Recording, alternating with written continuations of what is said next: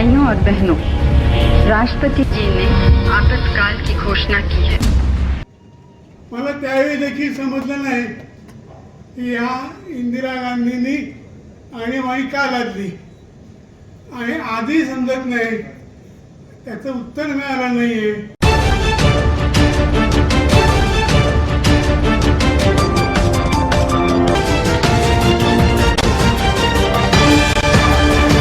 आप देख रहे हैं केशव भूमि न्यूज। दोस्तों नमस्कार, केशव भूमि में आपका स्वागत है। मैं हूं संजय सिंह। आज विशेष में हम बात करेंगे इमरजेंसी के उस दौर की कि कैसे एक अल्पमत सरकार ने इमरजेंसी का इस्तेमाल कर खुद को संसद में बहुमत वाली सरकार में बदल दिया। जानेंगे इमरजेंसी के असर को और बात होगी इमरजेंसी के सबक की, क्योंकि पूरी दुनिया में भारत न सिर्फ दुनिया के सबसे बड़े लोकतंत्र के तौर पर जाना जाता है, बल्कि हम ऐसे बहुदलीय राजनीतिक व्यवस्था के भी प्रतीक हैं जहां लोकतंत्र वास्तविक रूप में जीवंत है और सशक्त ढंग से चल भी रहा है। लेकिन इस मुकाम तक पहुंचने में हमने कई चुनौतियों को भी पार किया है। 1975 का आपातकाल हमारे लोकतंत्र और संवैधानिक ढांचे के लिए एक ऐसे ही चुनौती लेकर आया। यह हमारे लोकतंत्र के लिए काले अध्याय के तौर पर याद किया जाता है।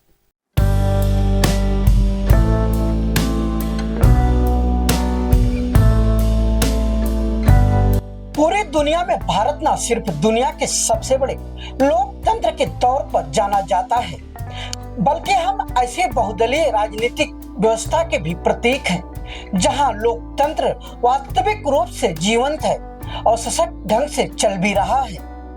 लेकिन इस मुकाम तक पहुंचने में हमने कई चुनौतियों को भी पार किया है।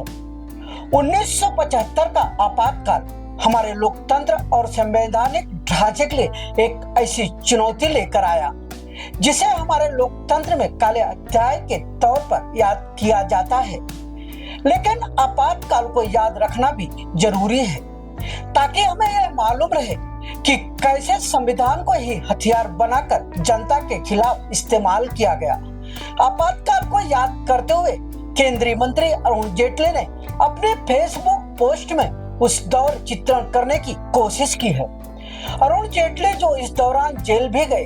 अरुण जेटली लिखते हैं कि इस दौरान मौलिक अधिकारों को निलंबित कर दिया गया था, व्यक्तिगत सजा दी गई और बोलने की स्वतंत्रता का अधिकार छीन लिया गया। लोगों को सिर्फ वही खबरें मिली जो सरकार चाहती थी और पूरे देश में विपक्षी दल के नेताओं, कार्यकर्ताओं, पत्रकारों और शिक्षाविदों को हिरासत में ले लिया गया था। 25 जून 1975 की रात को देश में यह आपातकाल लगाया गया। आलोचक इस घटना को भारतीय लोकतंत्र का काला अध्याय बताते हैं। आजादी के बाद की उन बड़ी राजनीतिक घटनाओं में से यह एक काला अध्याय माना जाता है। आपातकाल के दौरान नागरिकों के मौलिक अधिकारों को स्थगित कर दिया गया था और देश को एक बड़े जेल खाने में तब्दील कर दिया गया। भाइयों और बहनों, राष्ट्रपति ने आपातकाल की घोषणा की है। ऑल इंडिया रेडियो ने तत्कालीन प्रधानमंत्री इंदिरा गांधी की आवाज में आपातकाल की घोषणा की। 1975 में 25 जून की आधी रात में लगे आपातकाल के दौरान नागरिकों की स्वतंत्रता को छीन लिया गया और जनता के मौलिक अधिकारों को स्थगित कर दिया गया और देश को बड़े जेल खाने में तब्दील कर दिया गया। भाइयों और बहनों, राष्ट्रपति ने इस प्रकार की घोषणा की है। 26 जून 1975 की सुबह ऑल इंडिया रेडियो ने तत्कालीन प्रधानमंत्री इंदिरा गांधी की आवाज में यह संदेश प्रसारित किया। भाइयों और बहनों, राष्ट्रपति जी ने आपातकाल की घोषणा की है। जिसे पूरे देश ने सुना।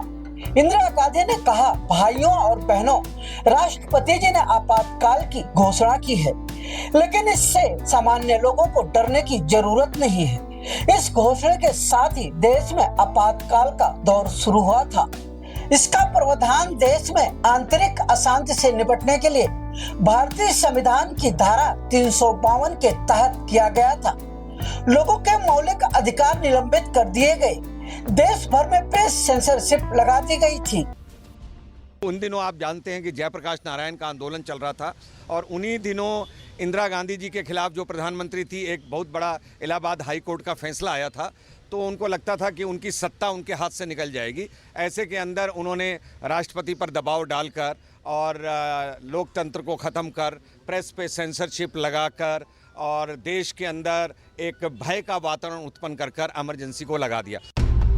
इंदिरा गांधी का रेडियो संदेश प्रसारित होने से पहले 25 जून की रात को देश में आपातकाल लागू करने का फैसला हो चुका था। आधी रात को ही प्रधानमंत्री ने तत्कालीन राष्ट्रपति फखरुद्दीन अली अहमद से इस फैसले पर दस्तखत करवा लिए थे। आपातकाल लागू होते ही विपक्ष के तमाम नेताओं को गिरफ्तार कर जेलों में डाल दिया गया। यह आपातकाल 21 मार्च 1977 तक जारी रहा। इन 21 महीनों के समय को भारतीय लोकतंत्र के सबसे बुरे काल में गिना जाता है। आपातकाल के इन 21 महीने के समय को भारतीय लोकतंत्र में सबसे बुरे काल में गिना जाता है। इंदिरा गांधी ने इमरजेंसी क्यों लगाई, इस सवाल के जवाब में तमाम तथ्य गिनाए जाते हैं, लेकिन तत्कालीन प्रधानमंत्री इंदिरा गांधी ने आपातकाल क्यों लगाया, यह सबसे बड़ा सवाल बना हुआ है, जिसका सही जवाब अभी तक नहीं मिल पाया है। लेकिन यह भी बताया जाता है कि इलाहाबाद उच्च न्यायालय के आदेश से इंदिरा गांधी काफी डरी हुई थी, जिसके कारण उन्होंने अपनी सत्ता को बचाने के लिए देश को आपातकाल में झोंक दिया। इंदिरा गांधी ने इमरजेंसी क्यों लगाई, इस सवाल के जवाब में तमाम तथ्य गिनाए जाते हैं। मला त्यावेळी देखील समजलं नाही की या इंदिरा गांधींनी आणीबाणी का लादली आणि आधी समजत नाही, त्याचं उत्तर मिळालं नाहीये की मला मिळत नाही ही आणीबाणी का लादली गेली, ही आणीबाणी लादण्याचं कारण काय, कशामुळे लादली गेली हे अजून पण कोणाला कळलं नाही, याचं मला दुःख होतंय। संशोधन काय केलं मला माहिती नाही, संशोधन समिती काय करते मला माहिती नाही, केंद्राची समिती काय करते मला माहिती नाही, पण आणीबाणी लादण्याचं कारण काय हे मात्र अजूनपर्यंत प्रदेशात आहे आणि हे कधीतरी निघालं पाहिजे, याचं संशोधन घ्यावं असं मला स्वतःला वाटतं। इमरजेंसी लागू होने से पहले इलाहाबाद उच्च न्यायालय इंदिरा गांधी की लोकसभा सदस्यता रद्द कर चुका था। 12 जून 1975 को उन्हें 6 वर्षों तक चुनाव लड़ने के लिए आयोग घोषित कर दिया था। 24 जून को सुप्रीम कोर्ट ने इस फैसले पर मुहर लगा दी। यह इमरजेंसी लगाने की तत्कालीन और सबसे बड़ी वजह बनी। इस इमरजेंसी लागू करने के फैसले में इंदिरा गांधी के अलावा उनके बेटे संजय गांधी की भी भूमिका बताई जाती है। इंदिरा गांधी ने इमरजेंसी पर फैसला लेने से पहले संजय गांधी, तत्कालीन कानून मंत्री हरिराम गोखले, पश्चिम बंगाल के तत्कालीन मुख्यमंत्री सिद्धार्थ शंकर रे समेत कुछ खास सलाहकारों से मंत्रणा की थी। बताया जाता है कि आपातकाल लागू करने का फैसला कांग्रेस के लिए घातक साबित हुआ। इसके बाद हुए चुनाव में कांग्रेस की बड़ी हार हुई और मोरारजी देसाई के नेतृत्व में देश में पहली बार गैर कांग्रेसी सरकार बनी। आपातकाल के दौरान देश भर में लाखों लोग गिरफ्तार हुए और प्रेस पर सेंसरशिप लाद दिया गया। 1975 की आधी रात को देश में आपातकाल लगाया गया, लेकिन इससे पहले देश में राजनीतिक गहमा-गहमी का माहौल था। बढ़ती बेरोजगारी, महंगाई और भ्रष्टाचार के खिलाफ तमाम विपक्ष सड़कों पर था। जनता लोकनायक जयप्रकाश नारायण के पीछे लामबंद हो रही थी। गुजरात और बिहार से शुरू हुआ आंदोलन देश भर में फैलने लगा।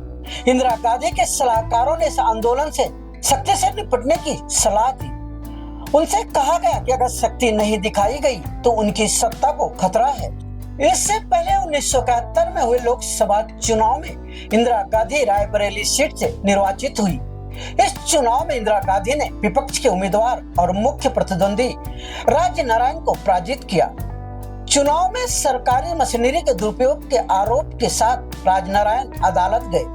12 जून 1975 को इलाहाबाद हाईकोर्ट ने इंदिरा गांधी का निर्वाचन रद्द करते हुए उन्हें अगले 6 साल तक चुनाव लड़ने पर रोक लगा दी। मामला सुप्रीम कोर्ट गया और 24 जून को सुप्रीम कोर्ट का फैसला आया। सुप्रीम कोर्ट ने निर्वाचन रद्द करने के फैसले को सही ठहराया, लेकिन इंदिरा गांधी को प्रधानमंत्री बने रहने की छूट दी।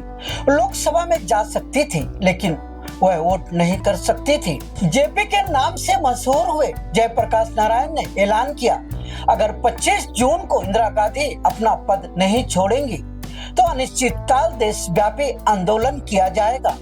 दिल्ली के रामलीला मैदान से जेपी ने रामधारी सिंह दिनकर की कविता सिंहासन खाली करो की जनता आती है को नारे की तरह इस्तेमाल किया।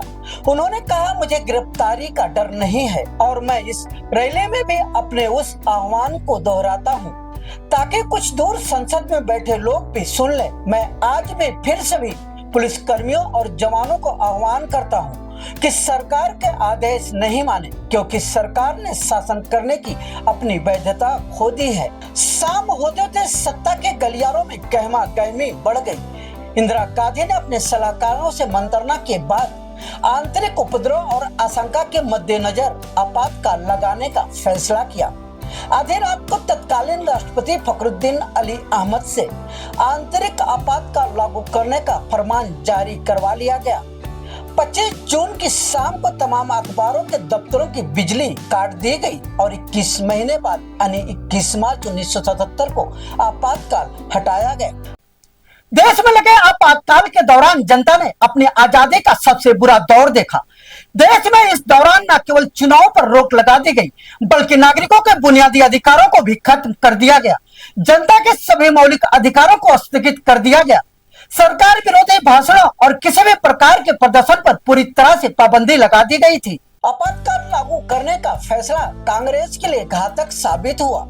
इसके बाद चुनाव में कांग्रेस को बड़ी हार हुई और मोरारजी देसाई के नेतृत्व में देश में पहली बार गैर कांग्रेसी सरकार बनी। देश में लगे आपातकाल के दौरान देश की जनता ने अपनी आजादी का सबसे बुरा दौर देखा। देश में इस दौरान न केवल चुनाव पर रोक लगा दी गई, बल्कि नागरिकों के बुनियादी अधिकारों को भी खत्म कर दिया। जनता के सभी मौलिक अधिकारों को स्थगित कर दिया गया। सरकार विरोधी भाषणों और किसी भी प्रकार के प्रदर्शन पर पूरी तरह से पाबंदी लगा दी गई। इमरजेंसी की घोषणा के बाद इसका नकारात्मक असर समाज के हर क्षेत्र में देखने को मिला। आपातकाल की घोषणा के साथ ही सभी विरोधी दलों के नेताओं को गिरफ्तार कर अज्ञात स्थानों पर जेल में बंद कर दिया गया। सरकार ने missile and maintenance of internal security act के तहत नेताओं को बंधक बना लिया। विपक्षी दलों के सभी बड़े नेताओं मोरारजी देसाई, अटल बिहारी वाजपेयी, लालकृष्ण आडवाणी, जॉर्ज फडणवीस और जयप्रकाश नारायण को जेल भेज दिया गया। चंद्रशेखर, जो कांग्रेस के कार्यकारिणी के निर्वाचित सदस्य थे, उन्हें भी गिरफ्तार कर जेल में डाल दिया गया। इस दौरान ऐसा कानून बनाया गया जिसके तहत गिरफ्तार व्यक्ति को कोर्ट में पेश करने और जमानत मांगने का भी अधिकार नहीं था। नेताओं की गिरफ्तारी की सूचना उनके रिश्तेदारों, मित्रों और सहयोगियों तक को नहीं दी गई। जेल में बंद नेताओं को किसी से भी मिलने की अनुमति नहीं थी। उनकी डाक तक सेंसर होती थी और मुलाकात के दौरान खुफिया अधिकारी मौजूद रहते थे।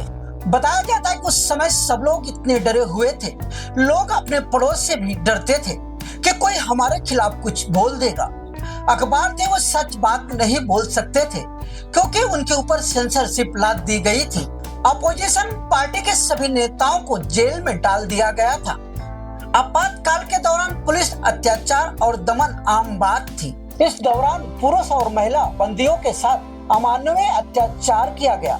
आपातकाल के दौरान इंदिरा गांधी को सबसे पहले राजनारायण के मुकदमे पर इलाहाबाद हाई कोर्ट के फैसले और सुप्रीम कोर्ट के अंतरिम आदेश का निपटारा करना था, इसलिए इन फैसलों को पलटने वाला कानून लाया गया। इसके लिए संविधान को संशोधित करने की कोशिश भी की गई। आपातकाल के दौरान ही संविधान का 42वां संशोधन किया गया, जिसके तहत संविधान के मूल ढांचे को कमजोर करने और सरकार के तीनों अंगों के संतुलन को बिगाड़ने की कोशिश की गई। आपातकाल के शुरुआत में संविधान के अनुच्छेद 14, 21 और 22 को निलंबित कर दिया गया। ऐसा करके सरकार ने कानून की नजर में सबकी बराबरी, जीवन और संपत्ति की सुरक्षा की गारंटी और गिरफ्तारी के 24 घंटे के भीतर अदालत के सामने पेश करने के अधिकारों को रोक दिया। जनवरी 1976 में अनुच्छेद 19 को भी निलंबित कर दिया गया। इसके जरिए अभिव्यक्ति की आजादी, प्रकाशन करने, संघ बनाने और सभा करने की आजादी को भी छीन लिया गया। आपातकाल लगते ही अखबारों पर सेंसरशिप लगा दिया गया। अखबार और समाचार एजेंसियों को नियंत्रित करने के लिए सरकार ने नया कानून बनाया। सरकार ने चारों समाचार एजेंसी पीटीआई, यूएनआई, हिंदुस्तान समाचार और समाचार भारती को खत्म कर एक नई समाचार एजेंसी बना दिया। इसके साथ ही प्रेस के लिए आचार संहिता की घोषणा कर दी गई। कई संपादकों को सरकार विरोधी लिखने के कारण गिरफ्तार कर लिया गया।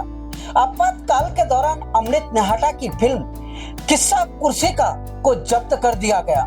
किशोर कुमार जैसे गायकों को काली सूची में डाल दिया गया और आधी फिल्म पर पाबंदी लगा दी गई। आर्थिक मोर्चे पर भी आपातकाल का काफी नकारात्मक असर पड़ा। इस दौरान आर्थिक नीति में मनचाही परिवर्तन और श्रमिकों के बुनियादी अधिकारों को कम करने की कोशिश की गई। इस दौरान जहां कहीं भी मजदूर हड़ताल हुई, वहां उन्हें कुचलने की कोशिश की गई। आपातकाल के दौरान नागरिक अधिकारों की रक्षा करने वाले वकीलों और जजों को भी नहीं बख्शा गया।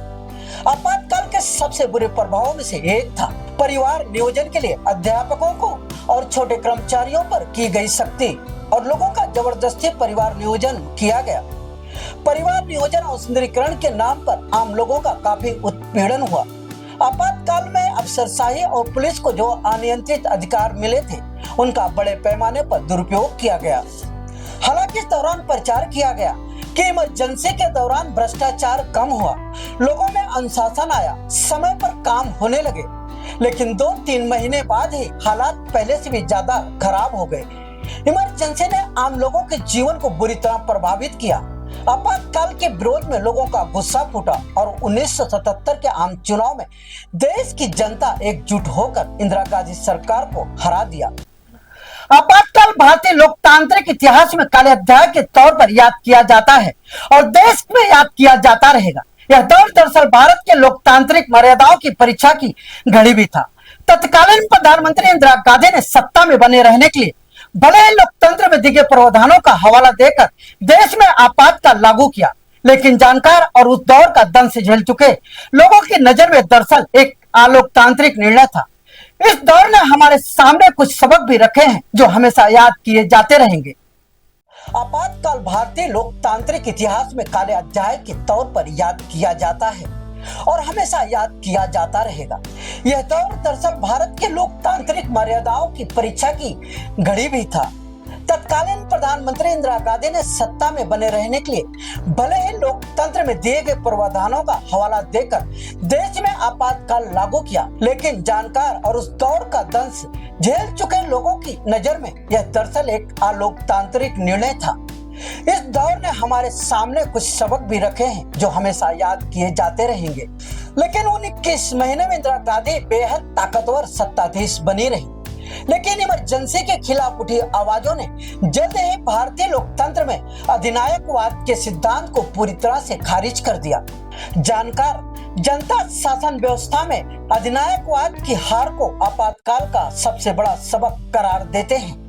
इस दौर में लोगों की आजादी खत्म हो गई थी, प्रेस को गायब कर दिया गया था और ऐसा वातावरण तैयार कर दिया गया था लोग छुप छुप कर भी बोल नहीं सकते थे। देखा जाए तो उस समय एक किस्म का 1 पर्सन रूल हो गया था।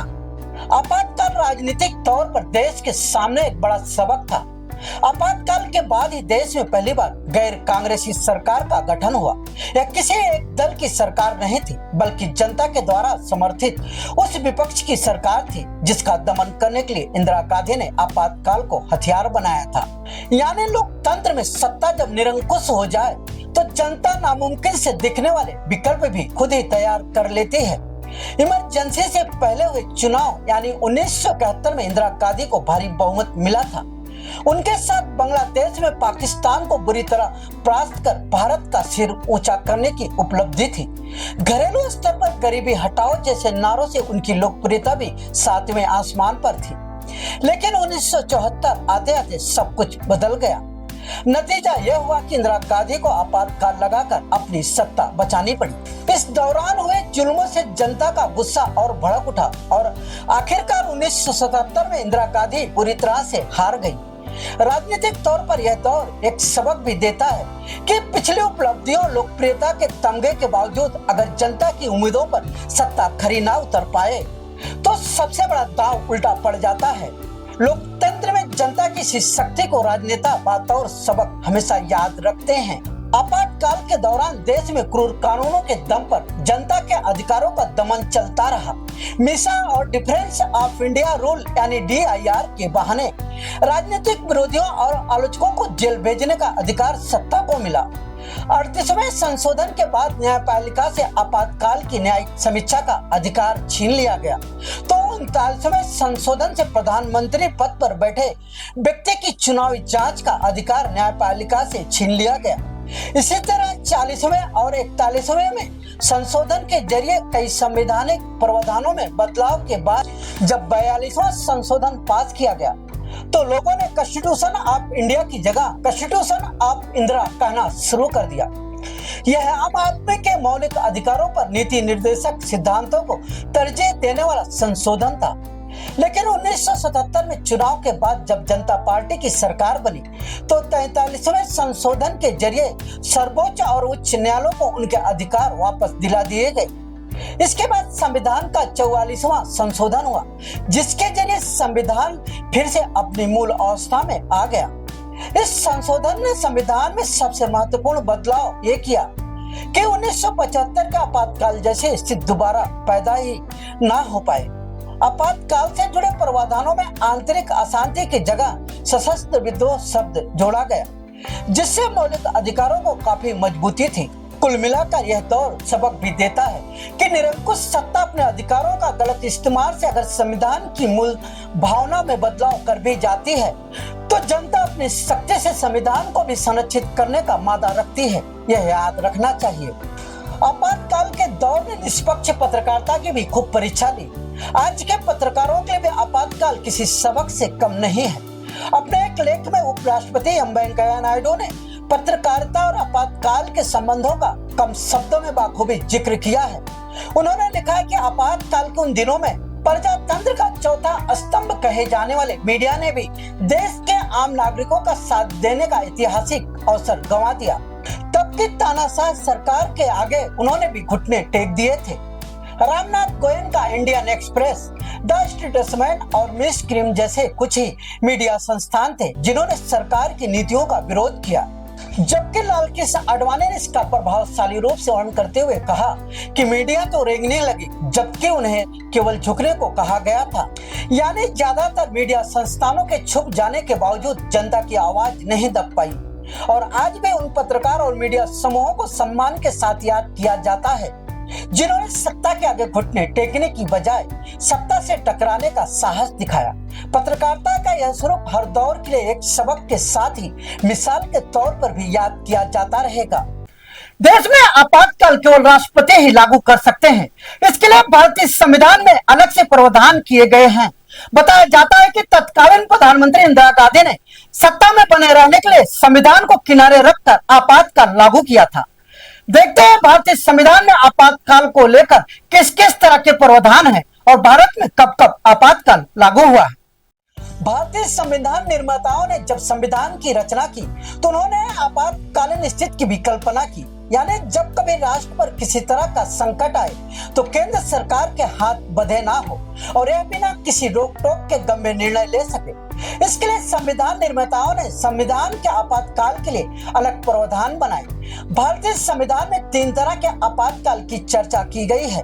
पहला अनुच्छेद 352 के तहत आपातकाल यानी युद्ध या युद्ध की संभावना या सशस्त्र विद्रोह की स्थिति में।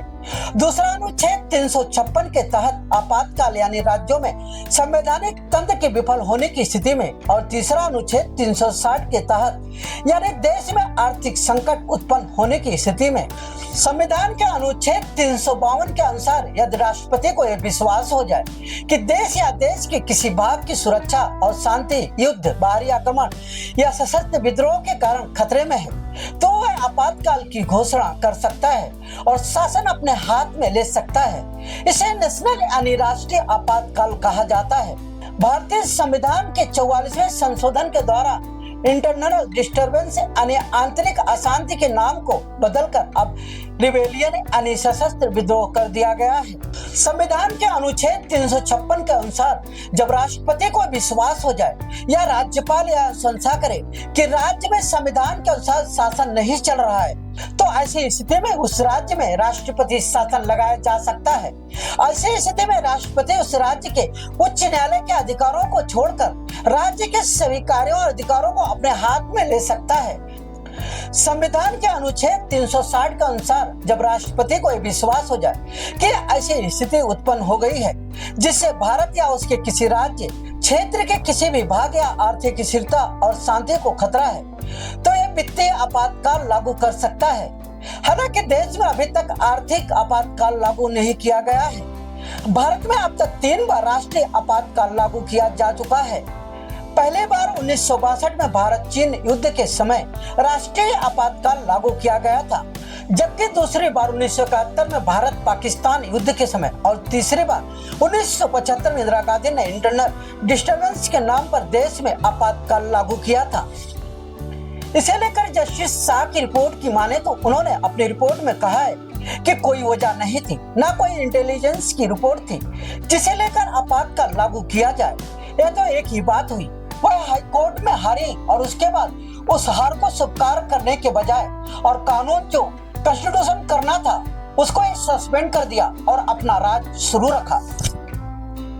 भारत में आपातकाल सिर्फ राष्ट्रपति ही लागू कर सकते हैं, लेकिन इसके लिए मंत्रिमंडल की लिखित सिफारिश की जरूरत होती है।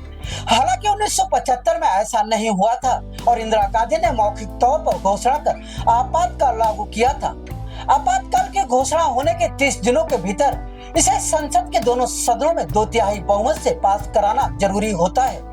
संसद से पास होने के बाद आपातकाल 6 महीने तक लागू रह सकता है। इसे अगले 6 महीने बढ़ाने के लिए दोबारा दोनों सदनों में 2/3 बहुमत से पास कराना होता है।